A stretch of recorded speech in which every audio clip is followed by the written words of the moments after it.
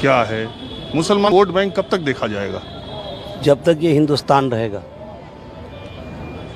आगे बोलिए। आपके पास जो सवाल है, अगर मान लिया जाए कि मैं अगर बीजेपी करता हूँ या हम बीजेपी सपोर्टेड हैं भी, तो हमारा क्या नारा होना चाहिए? यही कि जय सिया राम, जय श्री राम,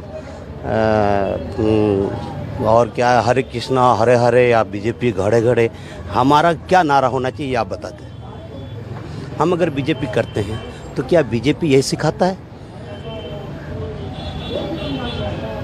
जी, आपने कहा वसुधैव कुटुंबकम यस्नासी स्वयं प्रज्ञा शास्त्रं तस्य कुरुते किम लोचनाभ्याम अभहि नस्य दर्पण किं करिष्यति। ये नहीं पढ़ते आप, सिर्फ वसुधैव कुटुंबकम पढ़ते हैं। उसके आगे भी और श्लोक हैं। विद्या ददाति विनयम विना ददाति पात्रतम पात्रत्वात् धनमा पुनोति धनात् धर्म तथा सुखम अयं निजः परोवेति गणना लघु चेत श्याम उदार चरित्र नाम तो वासुदेव कुटुंबकम यश नास्ति स्वयं प्रज्ञा शास्त्रं तस्य कुरुते किम। क्यों नहीं पढ़ते आप? सिर्फ बीच से निकाल के सबका साथ सबका विकास सबके साथ सलामती आप करते हैं। फिर आप ही का श्लोक कहता है काव्यशास्त्र विनोदेना कालो गच्छति धीमताम व्यसनेन चमुर्खानांग निद्रिया कलहनवा आपदामा पतंतीनांग हितु प्यायाति हेतुताम मात्र जंघाई विश्वस्य अस्तंभी भवति बंधने। हम मुसलमान जब तक इस धरती में आए कटते आए हैं, कटेंगे और कटते रहेंगे। हमारी तारीख है कि हमको हमारा हिस्सा नहीं मिला। मेरठ से लेकर दिल्ली तक 60,000 आलिम दीन पैर पर लटके हुए थे। कोई हमारा पुरसाने हाल नहीं था। हमने आज़ादी दी है, ये मैंने दी है, ये मेरी मिल्कियत है। आज मुझे अलग किया जा रहा है। आप जब तक हिंदुत्व का एजेंडा लेके चलेंगे कोई काम नहीं बनेगा। इसलिए कि जो लोग हैं हिंदुत्व, जिसमें हर छोटी जातें और मीडियम क्लास की जातों को हिंदू बना करके सामने पेश किया जाता है और मारपीट दंगे कराते हैं ये बड़े लोग। आपको 4 हिस्से में बांट दिया गया है, क्षत्रिय, वैश्य, शुद्र और ब्राह्मण। पहले ये 4 एक नहीं हैं, इनके 4 खुदा अलग अलग हैं। बल्कि हिंदुओं में अब तक तो मुझे मालूम है कि ये 42 जात में बटे हुए हैं, जहाँ तक मैंने देखा है। एक बात तो आप मानोगे, आपकी सारी बात ठीक है। आप भी तो मानोगे कि मुसलमान भी, आप एक्सेप्शन है और आपने बहुत अच्छी बात कही। माहौल क्या है, मैं बहुत सारे जगहों पर गया, अभी तक आप जैसी बात करने वाला कोई मुसलमान किसी मस्जिद में मुझे नहीं मिला। हालांकि बहुत सारे लोग अच्छी अच्छी बातें करते हैं, लेकिन मेरा सवाल ये है कि मुसलमान में भी जाहिलियत, पढ़ाई लिखाई की कमी है, उनमें साक्षरता की कमी है, सुनिए जागरूकता की कमी है।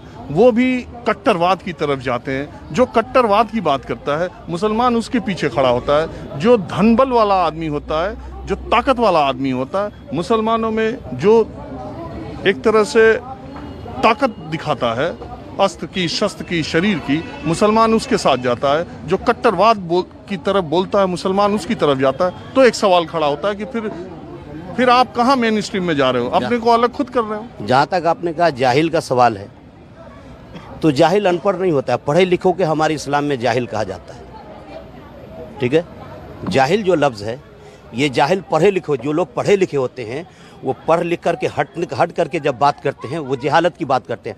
अनपढ़ तो जाहिल हो नहीं सकता, अनपढ़ जाहिल नहीं हो सकता। मजहब इस्लाम में पढ़ा लिखा जाहिल है।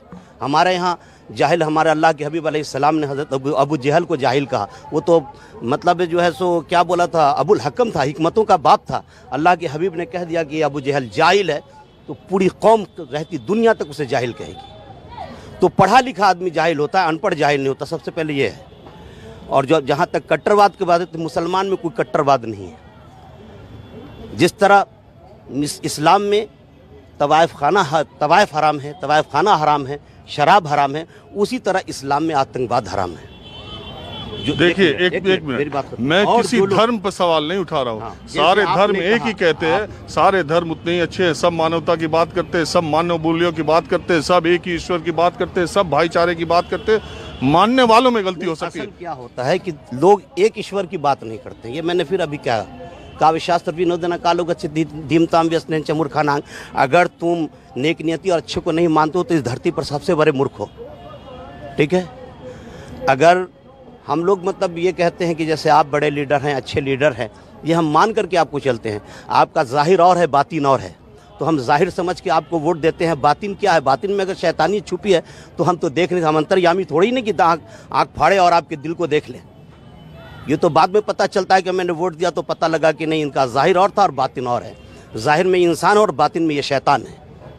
चलिए, तब हम अलग होते हैं। हम लोग कुछ दूसरी बात कर गए और लंबी कर गए। वैसे पश्चिम बंगाल के चुनाव का माहौल आप क्या देख रहे हैं? पश्चिम बंगाल का चुनाव यही है कि ममता दीदी आएगी यहाँ, और क्या। और अब फाइट में बीजेपी ही है। देखिए, फिर वो बीजेपी कहेंगे तो बीजेपी वही है कि ये हिंदू मुस्लिम लेकर के चल रही है, इसके साथ दूसरा कोई एजेंडा नहीं। ये मुसलमान को हटा दे, ये पूरे हिंदुस्तान में इसको एक वोट नहीं मिलेगा। ये लफ्ज़ मुसलमान अपने एजेंडे से हटा दे बीजेपी। मेरा दावा है आपसे कि उसको हिंदू भी वोट नहीं देगा, लेकिन लफ्ज़ मुसलमान हटा दे बीजेपी। आप बीजेपी को सुनाइए कि मुसलमान कहता है कि लफ्ज़ मुसलमान तुम अपने एजेंडे से हटा दो, तुम अपने एजेंडे से लफ्ज़ मुसलमान हटा दो, जिस तरह ईसाई हटाते हो। हिंदुत्व को सबसे ज़्यादा खतरा इस हिंदुस्तान में ईसाइयों से हुआ है, मुसलमानों से नहीं। आज सबसे ज़्यादा हिंदू ईसाई बन रहे हैं, लेकिन उसकी तरफ उसका मतलब ध्यान नहीं जाता। उसको कहिए कि सिर्फ लफ्ज़ मुसलमान हटा दो। देखिए, मुझे आपसे बात करना बहुत अच्छा लगा और मेरी मजबूरी है कि मैं लोगों से भी बात करता हूँ, समय बहुत करे, कुछ और लोगों से बात करता हूँ। बहरहाल, आपका नाम क्या है और आप क्या करते हैं? मेरा नाम मोहम्मद अनस है। मैं यहाँ सामने हमारी छोटी सी दुकान है, काम